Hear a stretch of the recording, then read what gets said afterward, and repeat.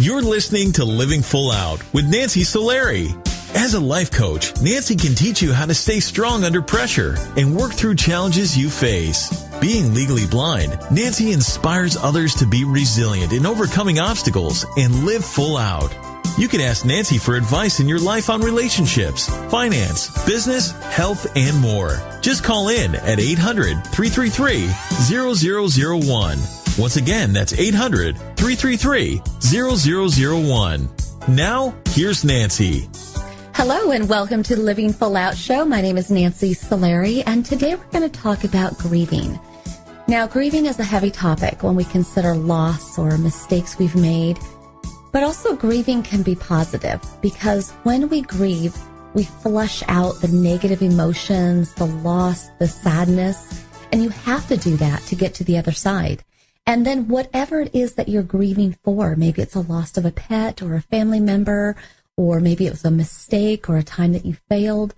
Once you can flush out those negative emotions, you want to get to the other side, which is living a life of purpose, taking what you've learned, taking those memories and translating them into meaning, into memories, into a path where you're not forgetting the past, but you're welcoming the future with arms wide open, knowing that you've grown, that you've evolved.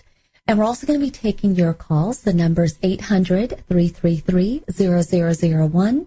And again, if you're struggling with grieving any loss in your life, this is the time where I want you to feel comforted that you can call in. I'm here to help give you the positive emotions that you need to get over that hurdle. And again, stay with us in our next segment. We'll be joined by Stacy Skystrack, and she encountered the most unbearable. She had twins, but she lost two at labor. And how did she handle the grief of two of her babies?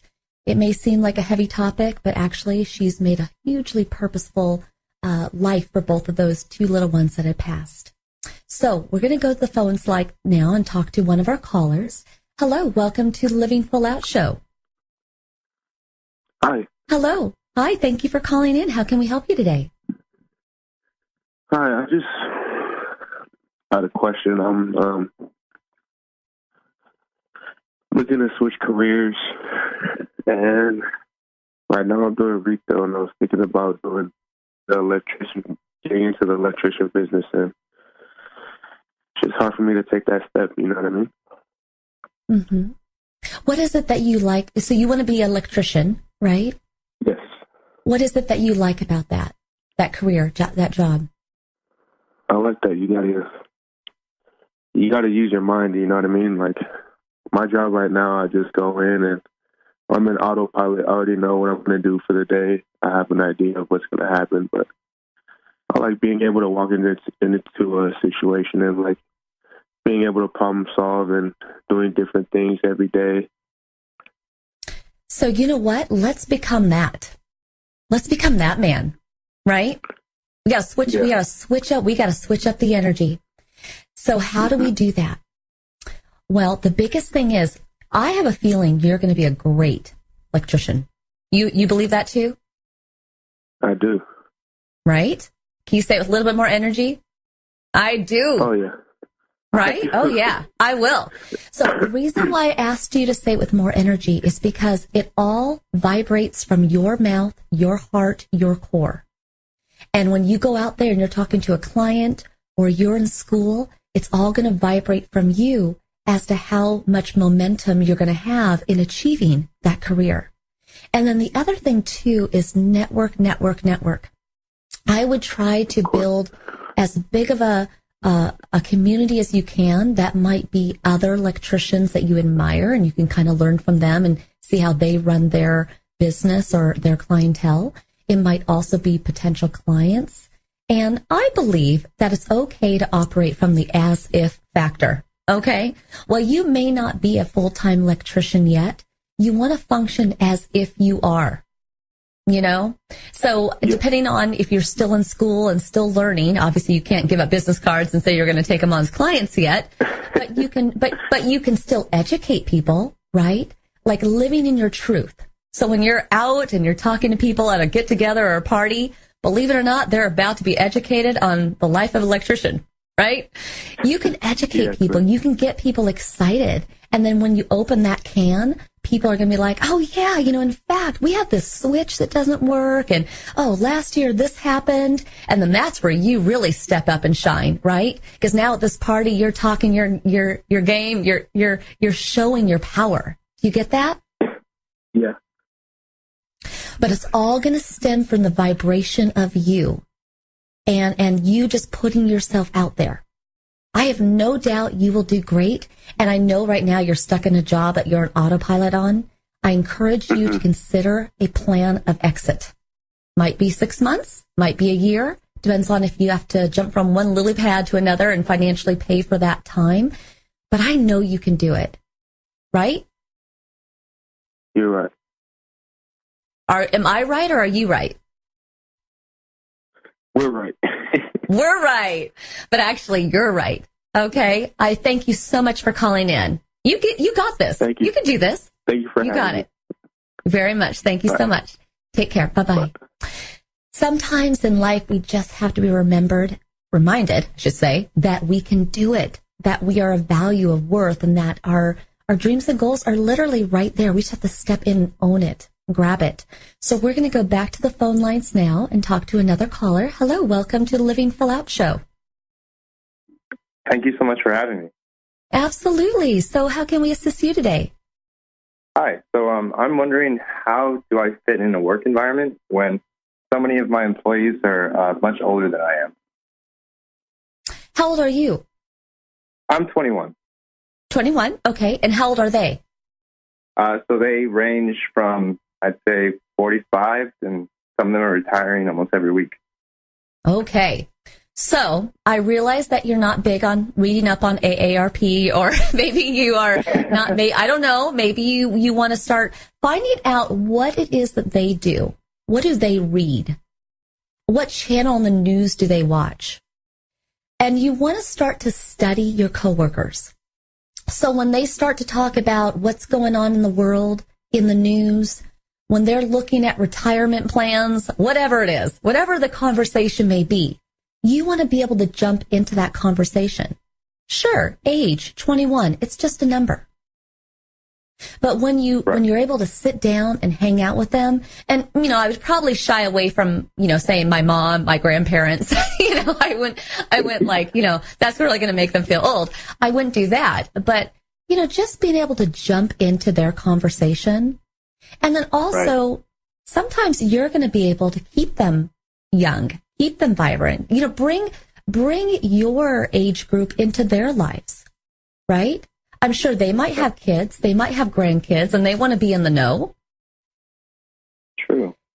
If you make it seem like it's a big hill or a wall that separates you two, then you will. You will have that wall. It'll be an invisible wall, but you will feel it. And also, maybe there isn't that separation. Maybe they look at you like, oh, he is so nice and what a good guy, but gosh, he'll never want to talk to me, or I'm just old and boring and blah, blah, blah, right? Show them you care. Show them you're interested. Okay? So, yeah. So, and I really believe that when you do that, you're going to build a stronger camaraderie with your fellow coworkers, but also in life, you want to hang out with those that will elevate you, bring you up. If some of those folks have been in this career or, working for that company for long lengths of time, don't you think you can learn from them? That's very true. Yeah, I might be able to. Absolutely. Now, do you think you might be able to, or you think you will be able to? I think they have a lot to teach me, and if I just go into the workforce with the behavior to learn, maybe they have a lot to teach. Absolutely. Just be curious.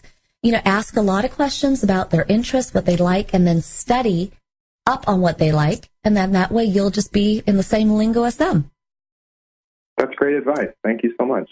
Well, you're very welcome. Have a wonderful day and keep us posted. Let us know how it goes. Sounds great. Thank you. No, you got it. You know what I love about the two callers that actually just called in? Both of them dealing with career.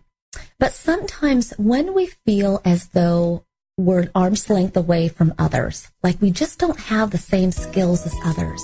That's another form of grieving. That's another time when we can feel like, you know what, maybe I'll never be that, or other people have it better than me, or they have more of an edge on me. Not always true. So I want you to stay with us as we go into our next segment. Again, we're going to be joined by Stacy Skystrack, and she's going to be telling us about her story of how she overcame the grief of losing 2 of her little triplets, but yet one went on to survive.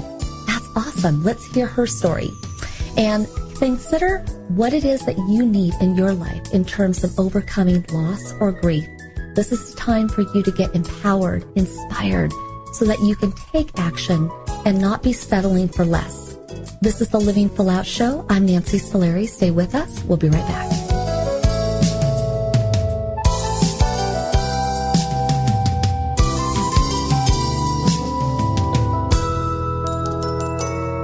Dad, this is fun. I didn't think I liked kayaking. Well, I'm glad you enjoyed it, but I think it's time to head back in. Okay. Can we come back? Sure. Tomorrow? Let's check with Mom. Hey, be careful getting out of the boat. It's a kayak, Dad. I'm gonna return the kayak. Just make sure you have everything. Yep. Can we walk home? How about a taxi? 233 North Maple, please. It's a short fare from your neighborhood to your naturehood. Visit discovertheforest.org to find a neighborhood park or green space near you. Also, find fun activities to do like boating and biking or camping and hiking, plus much more. It's all right in your naturehood. Best day ever. A public service announcement brought to you by the Ad Council and the U.S. Forest Service. Don't you wish that getting your child to eat right, move more, and spend less time in front of a screen could be as easy as pushing a button? It might not be that simple, but you do have more power than you know. And you can maximize that power with proven strategies, tips, and tools from the National Institutes of Health's We Can, or Ways to Enhance Children's Activity and Nutrition program. We Can offers all kinds of resources, including fun recipes and activities the family can do together to show you the way to live a healthier lifestyle. We're not saying it's easy. We are saying that it can be done. Take the first step today. Call 1-866-359-3226 for a free We Can Parents Handbook. And be sure to visit the We Can website at wecan.nhlbi.nih.gov for free information too. A message from the U.S. Department of Health and Human Services. Today, my new dad and I shot off a rocket in the park. Today, my new son and I failed to shoot off a rocket. He knew exactly what to do. I had no clue what I was doing. We set up the rocket. Hit ignition. And then nothing. Sometimes I laugh when I'm frustrated. Then out of nowhere, the rocket launched into the air. The rocket did get into the air. I've never seen anything fly so high. And then crashed into a kite. Look out! Look out! And then the pond. I'll never forget that day. I'll never forget that day, even if I tried. You don't have to be perfect to be a perfect parent. Thousands of kids in foster care will take you just as you are. For more information on how you can adopt, visit adoptuskids.org. A public service announcement from the U.S. Department of Health and Human Services, Adopt U.S. Kids, and the Ad Council. When I was little, I didn't talk for a long time. I liked things to always be the same. Anything new or different would scare and upset me. I was very sensitive to lights and sounds. It was almost like I had bigger eyes and ears than everyone else. So I built secret hiding places where nothing could get in. I didn't like looking people in the eye. It made me feel uncomfortable. I'd throw big tantrums over little things like when my socks didn't match. Sometimes I'd do the same things over and over. Until one day, I found out I had autism. My family got me help. Slowly, I learned how to live with it better. You can see signs of autism in children as young as 18 months. Early intervention can make a lifetime of difference. Learn the signs at autismspeaks.org/signs.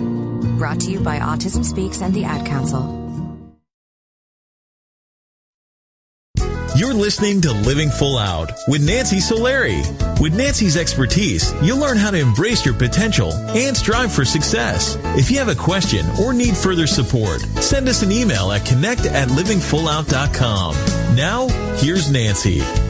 Thank you for joining us today. I'm Nancy Solari, and today we're talking about grieving, but not necessarily always in the sense of like the heavy pain and burden that we feel when someone is lost or when we've made a mistake, but more so how we translate that grieving process into purpose, into a place that we're more positive, where we're living full out. So I'd very much like to welcome our inspirational guest today, Stacy Skrysak, who dealt with infertility issues to losing 2 of her triplets. I mean, she had every reason in the book to raise her hands up and say, I quit, but she didn't, because she's a great mother for her daughter, but also she wanted to be a voice for everybody else who goes through those trials and tribulations and pain. So I'd very much like to welcome Stacy to the show. Thank you so much, Nancy. I appreciate it. Absolutely. And your story, honestly, has so many levels. I mean, alone, the infertility should have been a story all on its own. Yet there's the other hurdles that you went through. So we want to take our audience on a little bit of your journey. Okay. Now, I know that, infertility, so many people struggle with that. And it's the big old question, how much do we pay to get that? Do we, what are all of our options? And maybe are we not just meant to have kids? There's a lot of people who do give up. How did you and your husband know what to do every step of the way? We really didn't. We didn't. It was, I like to think it was, ended up being fate for us. We went through years of infertility and, for me, health problems, knowing that we wouldn't be able to have children without fertility help. And we had tried fertility for years, and we got to the point where we kind of started talking about adoption and thinking of other options. We knew we were meant to be parents. I've always known I was meant to be a mom, and I just have that nurturing, I like to think, intuitive aspect to me. But it wasn't until we finally got to that place of IVF, in vitro fertilization, and said, we'll give it a try. But if it doesn't work, we'll do adoption. We'll start that route. And we were very lucky that the first round, it worked, and I was pregnant with triplets. Now, that's interesting, because it wasn't like you started out with 3 eggs. How did that work out? Mm-hmm. It was very interesting. My jaw was on the ground at the fertility doctors when we found out.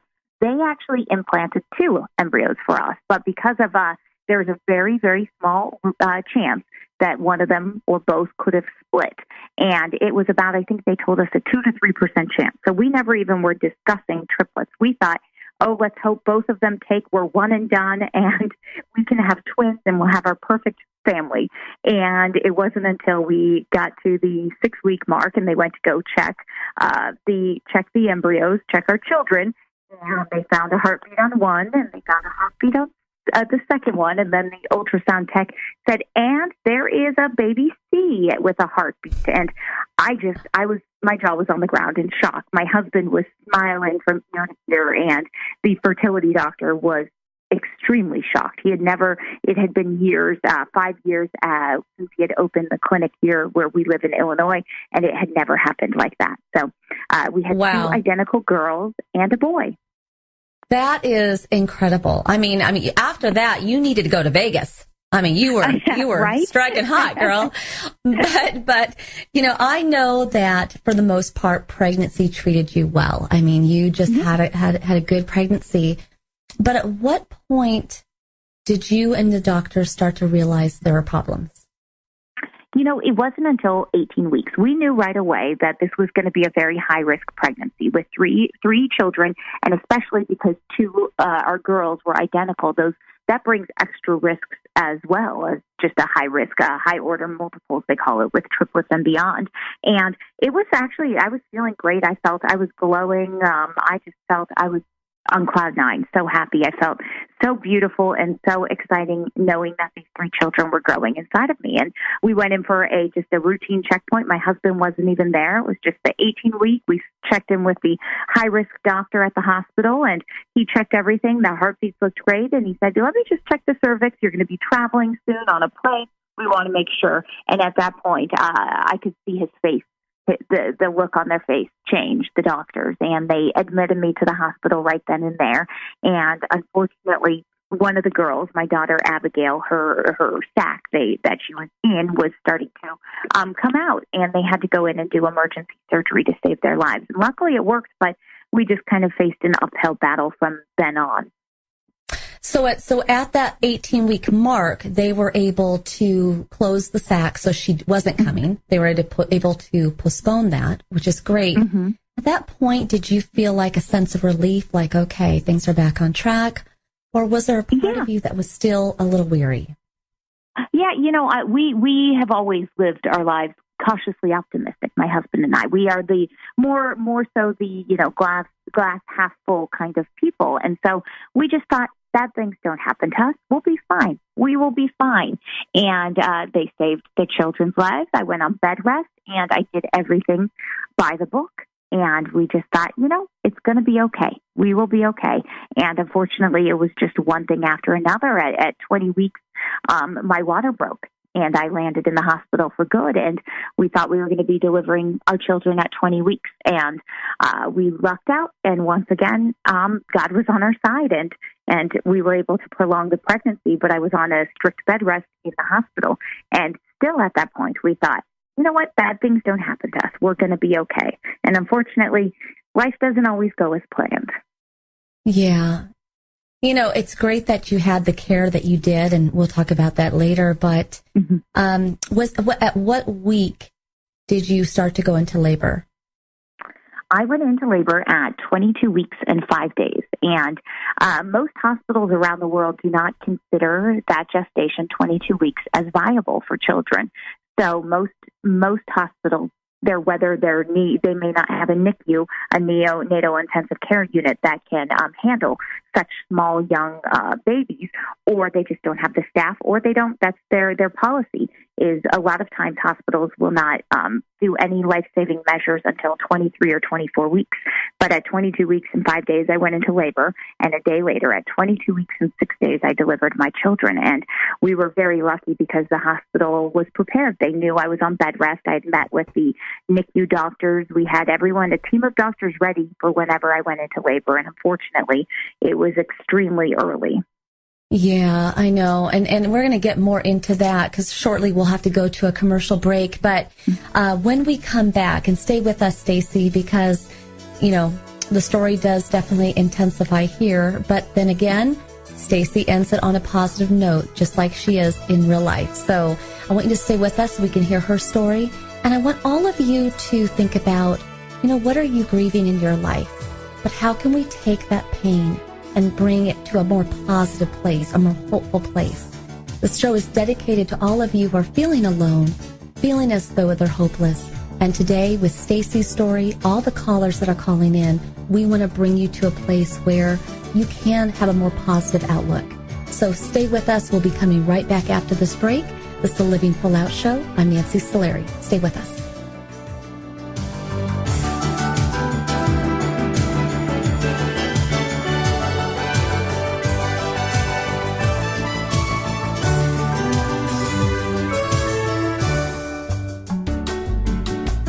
You're listening to Living Full Out with Nancy Solari. There are many sounds in your day-to-day life. There are sounds that wake you up. Sounds that make you smile. Sounds that energize you.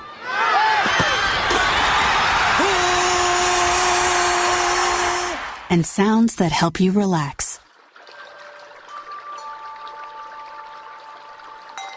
But there are some sounds that can alert you to danger and can help save lives. Wireless emergency alerts, now on many mobile devices, use a unique sound and vibration to bring you information about severe weather events, Amber Alerts, or other emergencies in your area. With critical information from local sources you know and trust, you can be in the know, wherever you are. For more information, visit ready.gov/alerts. Brought to you by FEMA and the Ad Council.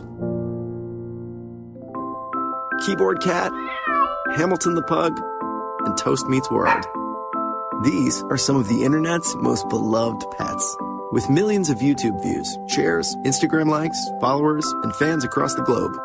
But what do all these amazing pets have in common? Their stories started in a shelter. Start your story. Adopt a dog or cat today. Visit theshelterpetproject.org to find a shelter or adoptable pets near you. Training that pet to play the keyboard? Well, that's entirely up to you. Visit theshelterpetproject.org and hear more about Hamilton the Pug, Toast, and Keyboard Cat's amazing adoption stories. Start a story. Adopt a shelter or rescue pet today. Your perfect pet is just a click away at theshelterpetproject.org. A public service announcement brought to you by Maddie's Fund, the Humane Society of the United States, and the Ad Council. As an 18-year-old, I let my mistakes kind of take over my life. I was 0.5 credits away from completing high school, and I didn't do it. 10 years later, at age 28, Jackie finished her high school diploma. When I found out that I was pregnant, I know that I had to do something for myself if I wanted to make her a better person and provide a better life for her.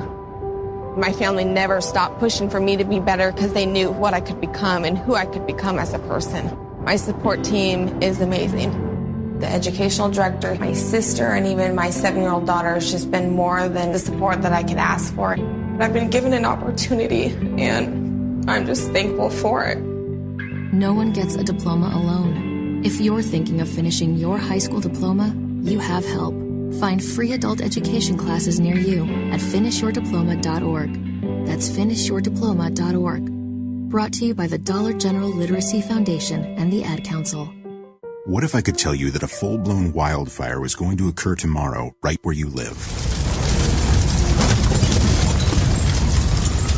Tell you exactly which neighborhoods it would engulf and how fast it would do it. The first thing you would do is talk with your loved ones and make a plan today. It's true, I can't tell you a wildfire will strike tomorrow, but shouldn't you make a plan anyway? Go to ready.gov/communicate and make your emergency plan today. Don't wait. Communicate. Brought to you by FEMA and the Ad Council.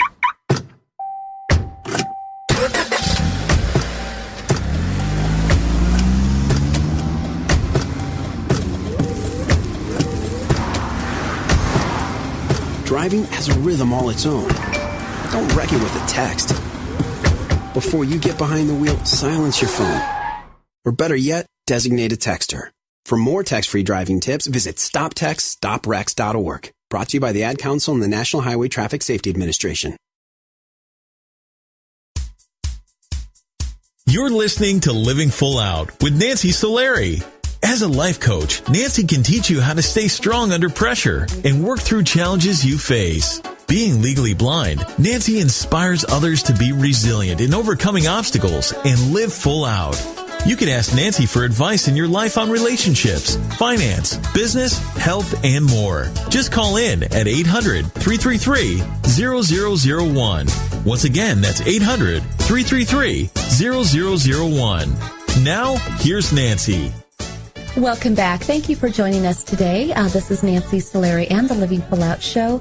And today we're talking about grieving. Now, our inspirational guest today, Stacey Skrzyak, is no stranger to grieving. After battling infertility and then finally getting pregnant with triplets, hoping that all was going to be well and she'd have a bright future, she did lose 2 of her triplets. And so I want to bring Stacey back into our show because at 22 weeks, 6 days, this is when the labor started to happen. So, Stacey, welcome to the show.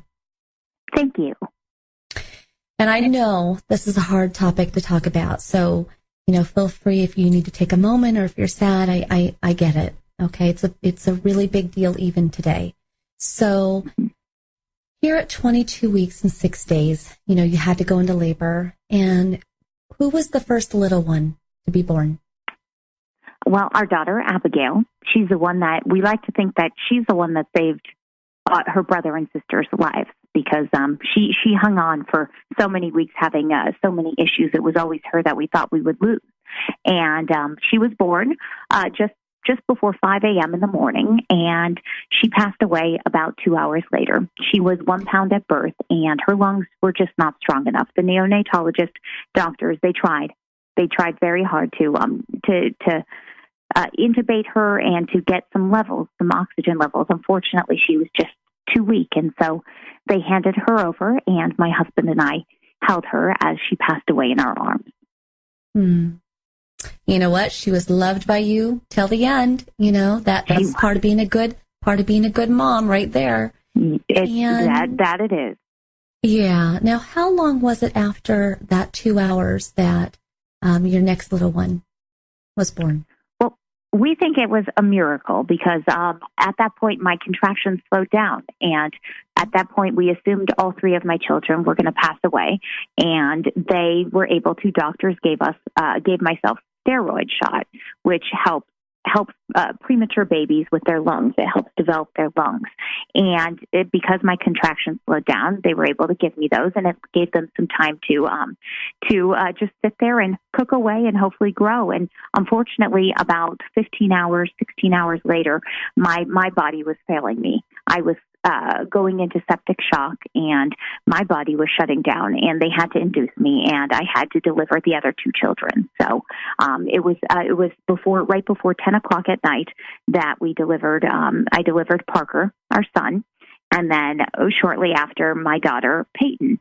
And I didn't even realize that they were alive. I was very sick, and I was being rushed into emergency surgery. So I didn't realize that they were being whisked away to the NICU and that they were alive. Wow. And at that point, you're just holding on to your own life. And I just have to take a pause here because you're on the edge of possibly passing. You thought all 3 children had passed. How was your husband, your mom, everybody else holding up? I mean, this was like of epic proportions of danger. Yeah, it was a surreal moment. I don't think that I've truly understood until I was well. I woke up in the ICU early in the morning that next day after surgery. They had to save my life because of septic shock. And at that point, as it started to sink in, it's hard to even fathom. I was in such a daze, but to think that in one day, in one moment, my husband almost lost his wife and almost lost his 3 children. And my mother, who was there helping out as well, she almost lost her daughter and her 3 grandchildren. It's hard to even fathom that.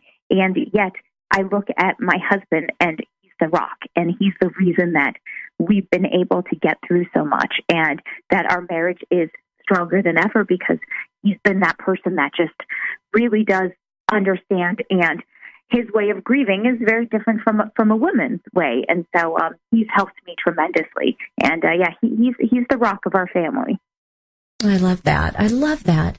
Now, when you did come to and you were at a place where you were more stable, and they finally told you that 2 were alive, 2 did make it, what was the status of your kiddos at that point? Well, it was in the NICU. If anyone has ever had a premature baby, they know that a lot of times those early days, they're not measured by days. It's measured by hours or by minutes in our case, because our children were each just over 1 pound at birth, and our son Parker dipped to 14 ounces at his smallest, and Peyton was exactly 16 ounces at her smallest. And as I laid in the ICU, I remember a neonatologist coming over to the hospital to our wing, to the emergency ICU wing, to tell us that he didn't know if our son was going to make it through the night, and that if there was that chance that he wasn't going to make it, they would bring him over to the ICU so I could meet him. Because at this point, I didn't meet my children yet. The nurses were kind enough to bring pictures, and they printed pictures out and brought them to the ICU room. And my husband did the same, where he took pictures on his phone. But I hadn't met them yet. I was too weak, and I just wasn't able to get over there. So when you were finally able to meet Parker, how was that? It's surreal. This is our only experience with having children. We never had the picture perfect moment where you are handed a baby in the hospital delivery room, and there are those beautiful pictures, and everyone's crying tears of joy. Ours was a very different situation. And so when I saw them, I cried, but it was it was a moment of, guilt, being a mother and thinking that my body could not handle. My body failed me and failed my children. But it's also that just fear, some tears there and sadness, because you look at your child and he was so small that I was scared to even touch him, and his skin was translucent because he's a baby that was born more than 17 weeks premature. So it was scary, but it was also sweet to see that, and so special to see that doctors could keep him alive at that point. How long did you have with Parker before he passed away? We had 55 days. He lived for about 2 months.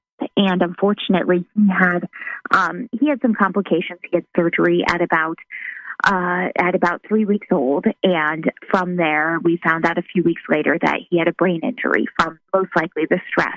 And so it's similar to if you were in a head-on collision, that type of brain injury.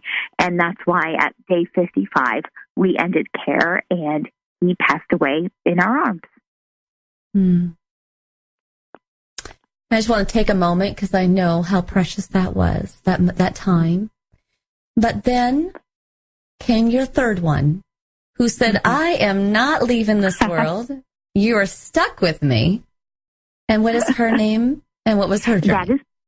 That is Peyton, and Peyton was nicknamed Diva in the NICU. Her first week, the nurses there named her Diva because she was a pain. She was not very nice in the NICU, yet our son Parker was nicknamed the Angel because he was so sweet. And the nurses always wanted to take care of our son. No one wanted to care for Peyton because she was so much trouble. And they remind me this day, the nurses and the doctors that were still very much part of our lives these days, 4.5 years later, that's why she survived. She was the fighter, and she put up quite the fight, and we are just so grateful. Well, let's hear it for the divas and the fighters. I'm telling you, we got to give her a lot of credit there. Now, at this point, obviously, this is 4.5 years later, so, she's still thriving and still growing. But as we talk about grieving today, there's no textbook on how to do that. You kind of feel it through. But actually, your family has chosen to not let go of the memories of the two that passed. And how do you celebrate them? Yeah, I think I had a really hard time that first year after our losses, learning how to grieve. I remember talking to my therapist saying, well, shouldn't I be over it? And people don't talk about child loss. Shouldn't I be done?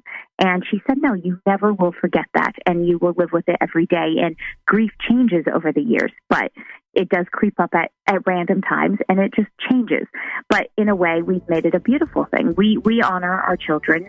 We separate the days because we want their birthday to be a special day. And even though it still is the day that our daughter passed away, we try to make it a special day for our survivor, Peyton. And so we choose to celebrate Parker and Abby, our two angels above. We celebrate them on Parker's anniversary. We call it Angelversary, the day he passed away, and that's on August 16th. And so every year on their birthday, we celebrate with Peyton, and we have birthday cake, and we do light candles for Parker and Abby. But then on their big day in August, now that Peyton's getting older and understands more, she gets to decide what we want to do. And so for last year, we had chocolate cake, and we had to find party hats, and we had a party for them. You know what? I love that. And the reason why I wanted you to mention that, I think it's really important to be able to take the grieving process and make it into something beautiful and special. And, we do have to go here shortly, and I so appreciate you sharing your story because I think it's so important on multiple levels. But just, 30 seconds or so here, for somebody who is struggling with loss like this, what advice do you have with them to get them over that hurdle? Just take it day by day and be okay. It's okay to cry. It's okay to be sad. And it's okay to grieve, because I think that there's that misperception because it's not talked about, and child loss is often considered taboo still in 2018. So it's okay to be sad. And that, I think, having those tears and being sad some days, that helps me get through some of the hurdles. And knowing you're not alone. That's why we Very have much Stacy so. on the show today, right? Because you've lived Very it. much so. And I'm telling you all that you have to Google her because, she was very public. I mean, you're in the news business, right? So, you couldn't really hide triplets. You were very upfront with your fans, your community. And so I welcome all of you to check out her story, especially if you're dealing with infertility or child loss. So thank you so much, Stacy, for being on the show. And we'll be wishing you and your family all the best on those anniversaries. Well, thank you very much. Appreciate it. All right. Have a great day. Thank you. Thanks. And I want you to all think about, if you are grieving right now and you do have that heaviness on your heart, channel what she was saying. It takes time. It's okay if it takes you a week. It's okay if it takes you a month or even years. There's no race to that. But then we want to translate that into something positive. So think about that. Call in if you have any questions on how you can stay motivated or find some inspiration even when you're experiencing loss, and we'll try to help you with that. We'll be coming right back after this break. Stay tuned.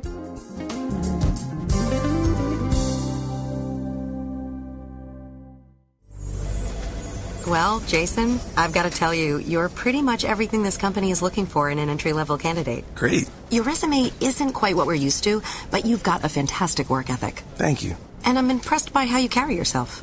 So, should we talk about the job? What? The job? Oh, sorry. Yeah, I have no way of recruiting or even meeting you. This interview didn't happen. It may sound ridiculous, and that's because it kind of is. There's a huge pool of talent your company is missing out on. Meet the grads of life. Who are they? Talent worth knowing about. Young adults of unique determination and experience. An ideal fit for your company in an entry-level position, internship, or even mentorship. They might not have every qualification you typically look for, but they're exactly who your company needs. Man, we really could have used him. Don't miss out on a resource many innovative companies have already discovered. Go to gradsoflife.org to learn how to find, cultivate, and train this great pool of untapped talent. Brought to you by the Ad Council and gradsoflife.org.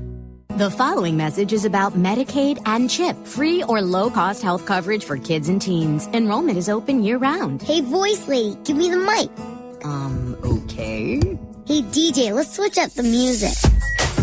That's better. So listen up, moms and dads out there. There are these programs called Medicaid and CHIP. They offer free or low-cost health coverage for kids. Things like doctor and dentist visits, prescriptions, and shots are covered. All the stuff that keeps kids like me healthy and in charge. So, as you can tell, a covered kid is a confident kid.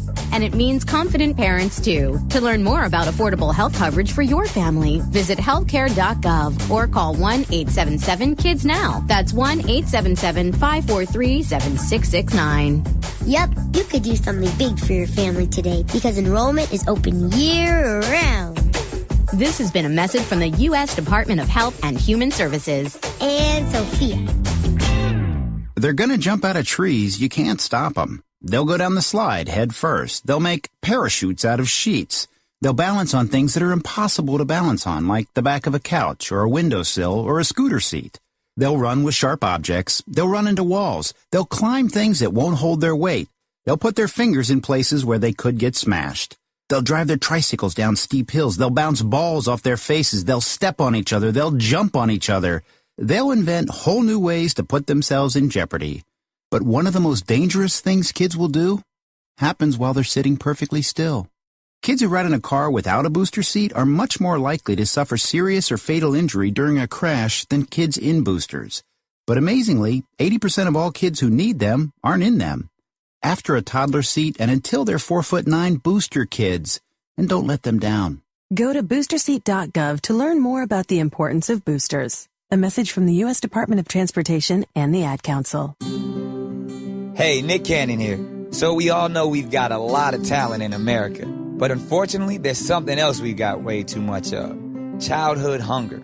17 million kids struggle with it in this country. That's why the Feeding America nationwide network of food banks gather surplus food to give hope to hungry kids and their families. Join me in supporting Feeding America and your local food bank at feedingamerica.org. A message from Feeding America and the Ad Council. We're your pets, and this song's dedicated to those people who don't have health insurance yet. Enroll, we say. We want you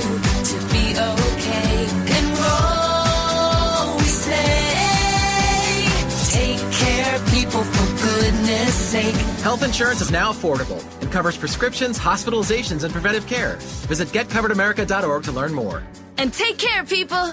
Brought to you by Get Covered America and the Ad Council. Whenever you're in a place in your life when you're grieving, it's a loss of a loved one, the loss of a job, a mistake or failing at something, I want you to take a pulse, take a pause in that moment. And I want you to realize and understand, what can you learn from that? When you can take the lesson and translate that into doing something positive, now you're living full out.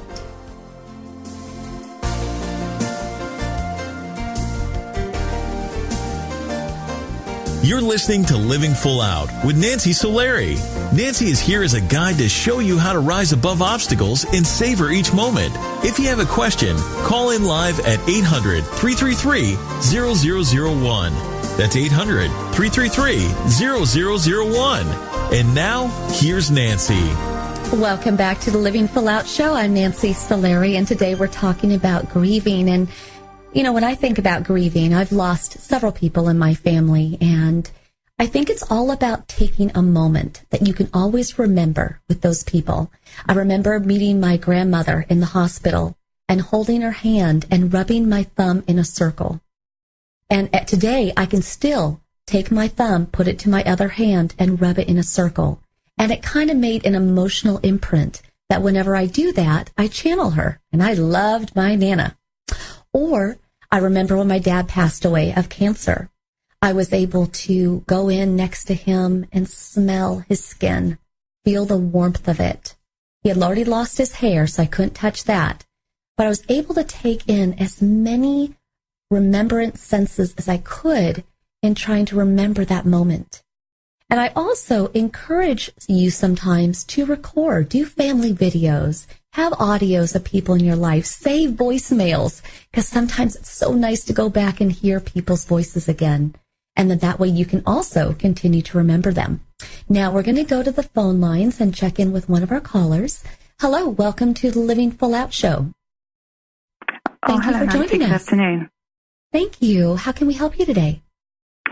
I have 3 stepchildren, 3 adult stepchildren, and we don't have a good relationship. They live in Europe, but visit me and my husband every year in California. And the lead up to these visits causes me a lot of anxiety, and that causes conflict between me and my husband. And I just wanted to know, what could I do to help me to stop getting so worked up before they're even here, basically.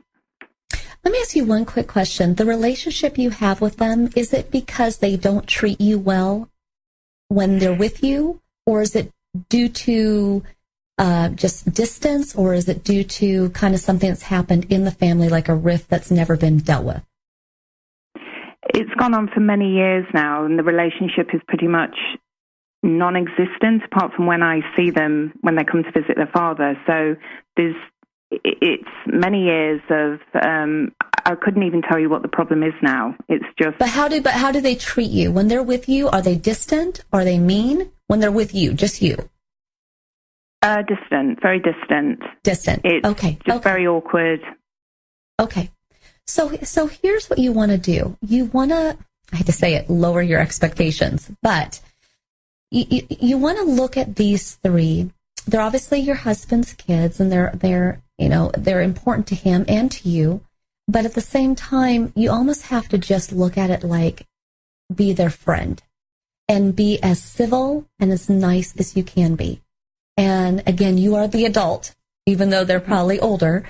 And it's just showing as much kindness as you can. See, the thing is, in this situation, it's the stepkids, right? But for someone else, it might be a coworker at work. And what you want to do in life is just always give the most you can and the best you can. Be as positive as you can, as giving as you can, and that's all you can do. If others receive it and welcome it and cherish it, great. If they don't, at least you can lift your head up high knowing you tried, knowing you did your best. The other side of that whole thing is self-care, meaning that when they're out here, I think it's really important to let 1 or 2 friends know, hey, if I'm just having a moment, can I text you? And can I call you? Or surrounding yourself with music, being able to have some music on your phone that you can listen to, just so you can kind of switch the energy.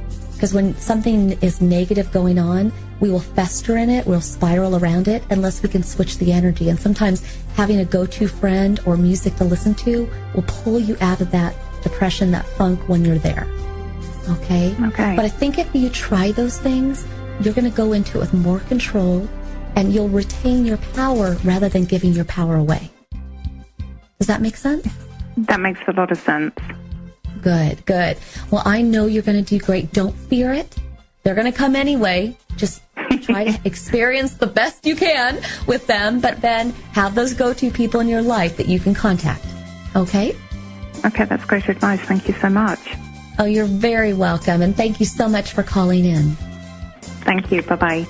Bye-bye. You know, when we talk about grieving, it can be a heavy topic. It can be one where we're not really sure what to do or which way to go, or do we do anything at all? Because sometimes fear is like an ownership thing. We actually like it. Sometimes the fear, the grieving, it feeds a need in our body. But then I want you to override that grieving, and I want you to step into a more positive place. Again, just like I told our last caller, bring your power back. You can do it. Grieve, remember, love, but then set it free and look forward towards the future. And we are here each week to help you with that process. So our entire Living Full Out family wants to thank you for listening today. And again, we know that you're all going through different emotions and challenges, but you're not alone. That's why we do this show each week. I want to thank Rich and Roger and Riley and Kristen and Bailey and all the people that put the show together. Most of all, I want to thank you for listening. Here's to you, living your life full out.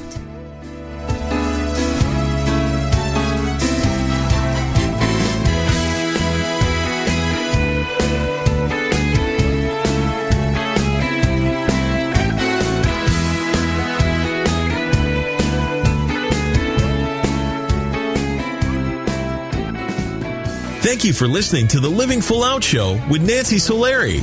To learn more about this program, visit livingfullout.com for the latest episodes. Connect with the Living Full Out community by following us on Facebook, Twitter, Instagram, and subscribing to our YouTube channel. If you have an inspirational story you want to share, email us at connect@livingfullout.com. Here's to you, living full out.